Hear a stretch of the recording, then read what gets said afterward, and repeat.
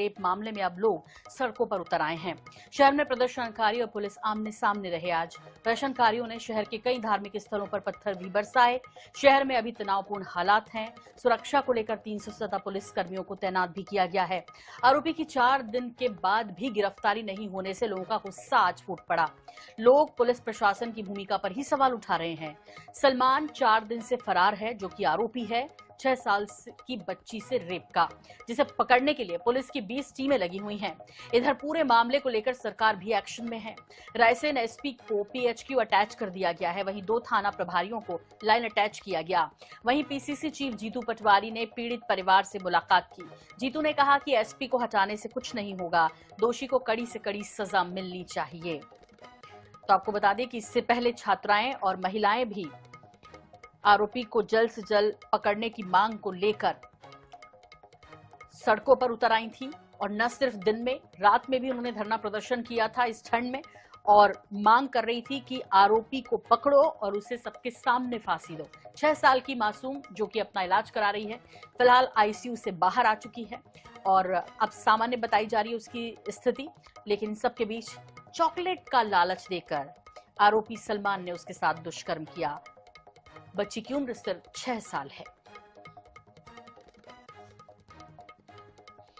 तो 4 दिन से ज्यादा का वक्त हो गया है। सलमान लेकिन पुलिस की पकड़ से बाहर है और इसे लेकर आज सड़कों पर गुस्सा फूट पड़ा लोगों का।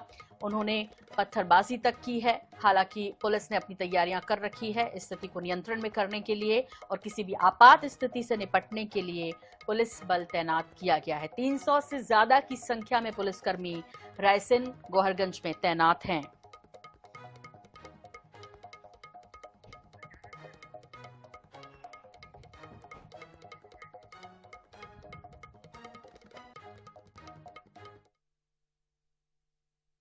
जी, आरोपी की गिरफ्तारी के लिए हम लोग दिन रात मेहनत कर रहे हैं और करीब 300 का बल हमारा अधिकारी कर्मचारियों सहित इस कार्य में जुटा हुआ है। करीब 20 के लगभग टीमें हमारी इस समय कार्य कर रही हैं और हमारा प्रयास है कि वो जल्दी से जल्दी हमें मिल जाए। निश्चित ही इसमें सफलता हमें मिलेगी। एसपी के हटाने से बलात्कार रुकते हो तो एक बार सारे एसपी हटा दो। एसपी को पनिशमेंट देने से, पुलिस को पनिशमेंट देने से अगर अपराध रुकते हो तो तेज गति से पनिशमेंट देना चालू करो।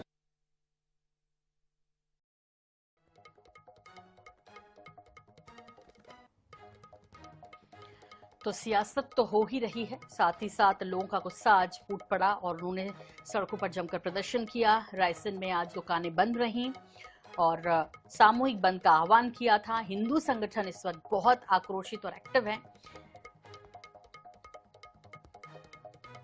और अब रुख कर लेते हैं सीधे ग्राउंड जीरो पर। हमारे सहयोगी गौरव गुप्ता हमारे साथ जुड़ गए हैं। एक बार फिर से गौरव, आपसे समझना चाहेंगे अभी वहां के हालात की यदि बात करें तो क्या हालात हैं और क्या कुछ स्थिति है? क्या ये कहना ठीक है कि अब धीरे धीरे स्थिति नियंत्रण में आ रही है? देखिए, इस समय अगर हम रायसेन के गौहरगंज को समझे तो यहाँ पर स्थिति अभी नियंत्रण में तो है, लेकिन ये तभी तक है जब तक पुलिस की गश्ती मौके पर है, क्योंकि इस समय पूरे गौहरगंज को छावनी में तब्दील कर दिया गया है। पूरा गौहरगंज इस समय बंद है, पूरे बाजार बंद है, सड़कों पर पूरी तरह से सन्नाटा पसरा हुआ है और जगह जगह पर चेक पॉइंट्स लगाए गए हैं। लगातार अधिकारी और हर कर्मचारी लगातार गश्त कर रहा है। यहाँ तक कि कलेक्टर से लेकर तमाम एडिशनल एसपी, एसडीएम, तहसीलदार तक लगातार गश्त कर रहे हैं और जहां पर भी कोई अगर झुंड या कहीं भीड़ इकट्ठी नजर आ रही है तत्काल उन्हें वहां से हटाया जा रहा है। देखिए, क्योंकि आज एक बड़ा जो इंसिडेंट है वो गौहरगंज में देखने को मिला है। पिछले 4-5 दिन से जो लगातार पूरे रायसेन डिस्ट्रिक्ट में प्रदर्शन चल रहे थे, मंडीदीप में लगातार बंद किया गया और आज जब गौहरगंज में बंद का आह्वान किया गया तो प्रदर्शन के दौरान यहां पर पुलिस के ऊपर पत्थरबाजी कर दी गई।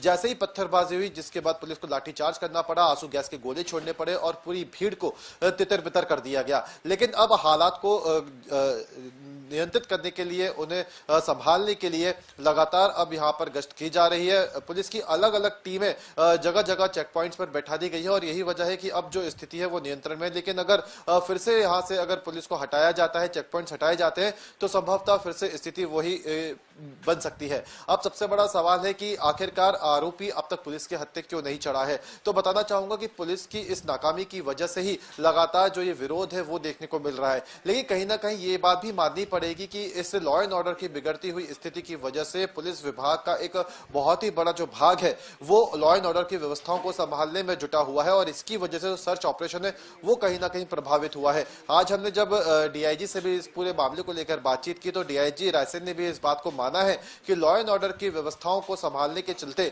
जो सर्चिंग ऑपरेशन है वो कहीं ना कहीं प्रभावित हुआ है और अब उसको आगे चलकर रिकवर करने की कोशिश की जाएगी। लेकिन देखिए, जब जैसे जैसे दिन आगे बढ़ते जाते हैं वैसे वैसे आरोपी के पकड़ाए जाने की जो संभावनाएं हैं वो कम होती जाती हैं, क्योंकि आरोपी की कोई भी लीड अब तक पुलिस को नहीं मिली है, ना ही उसका कोई मोबाइल फोन उसके पास है जिसकी वजह से उसकी कोई ट्रैकिंग नहीं हो पा रही है, ना ही वो अपने परिवार के किसी भी सदस्य को संपर्क कर रहा है। इसी की वजह से पुलिस को अब तक किसी भी तरह की लीड नहीं मिली है। यहां तक कि जितने भी उसके रिश्तेदार हैं, जितने भी उसके दोस्त हैं आरोपी सलमान के, उन सभी को ट्रेसिंग पे पुलिस ने रखा हुआ है, लेकिन किसी भी तरह की कामयाबी पुलिस को नहीं मिली है। अब पुलिस का कहना है कि लॉ एंड ऑर्डर की स्थिति से अगर पुलिस थोड़ा सा निकले तो सर्चिंग ऑपरेशन पर, हालांकि अभी भी 20 टीम ऐसी हैं जो डिस्ट्रिक्ट के बाहर सलमान की तलाश में जुटी हुई।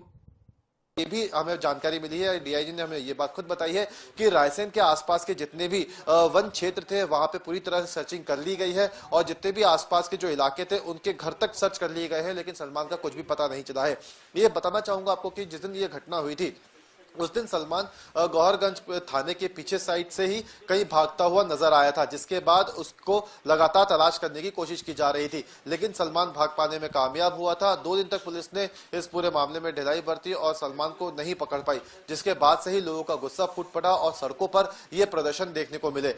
शुरुआत में ही मंडीदीप में हाईवे 46 को जाम किया था, जिसके बाद करीब 14 से 15 किलोमीटर का जो है जाम लग गया था। इसी मामले को लेकर मुख्यमंत्री मोहन यादव ने भी रायसेन एसपी को पीएचक्यू अटैच कर दिया है और अब नए एसपी को रायसेनी कमान सौंपी है। अब इसके बाद लगातार जो है आज का इंसिडेंट हमें देखने को मिला है, क्योंकि जो नए एसपी है उन्होंने कल ही ज्वाइन किया है और उसके बाद आज यहां पर पत्थरबाजी और उसके बाद लाठीचार्ज की घटना देखने को मिली।